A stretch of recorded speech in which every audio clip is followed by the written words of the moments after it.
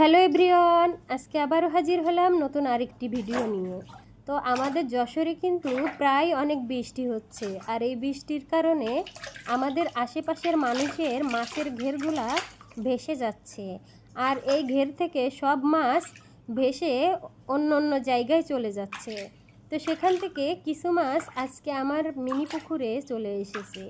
এই যে দেখুন কত সুন্দর মাছগুলো।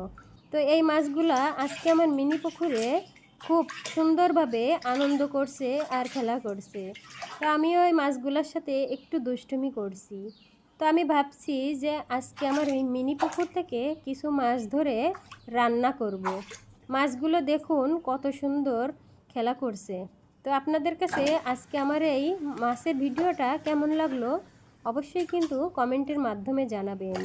তো আমার এই ভিডিও যদি ভালো লাগে লাইক কমেন্ট শেয়ার দিয়ে পাশে থাকবেন। আল্লাহ হাফেজ।